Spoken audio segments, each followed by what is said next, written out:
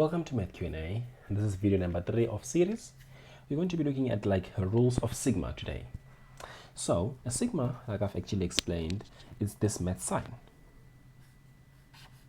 N is equal to some first number, let's say 1, up till some maximum number n. Or let's just call this first number a. And here we have some function of, well, a.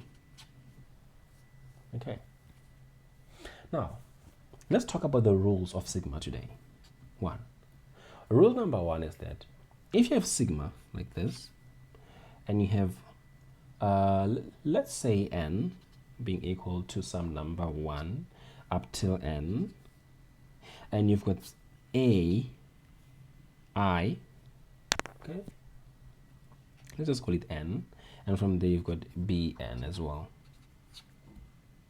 You can break this sigma into two sigmas and have n minus 1 up to n of an plus another sigma which is from n minus 1 of bn up till n. You can do that. You can do that. This is rule number 1. Now, rule number 2 is that for any constant c that is not dependent on the index I, if the value or that specific number inside the sigma is not dependent on I, you can take it out. Let's say, for instance, now you've got sigma, which has n is equal to 1 up to n, and you've got c multiplied by a n. Okay. Now, you can see that c is a constant and c doesn't depend on a n. So you can take c out and multiply this whole thing by n is equal to 1 up to n and leave an only inside. So you can actually perform your sum inside, and then at the end when you get the answer there, multiply it by c because it's a constant. Okay.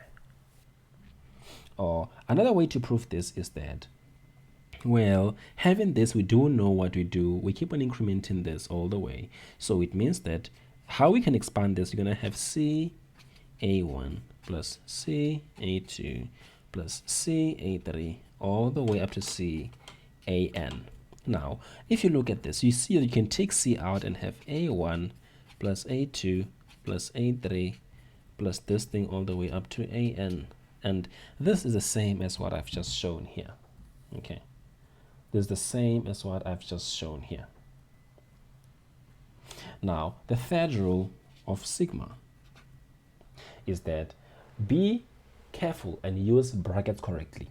Because now what we have is that if you have a sum like this, and you have n is equal to some number 1 up to 3, let's say now we have an example, 2n plus 1. If you have to resolve this problem, what you're going to have is 2n, the first one, for 2n1, you're going to have 2 times 1, which is 2 plus 1, which is 3, plus, now this becomes 2 times 2 plus 1, which is 5, plus 2 times 3, which is 6 plus 1, which is 7. The answer you're getting here is 7 plus 5 is 12 plus 3 is 15. But let's say that now you put the brackets here. You don't include this one. Let's see what happens.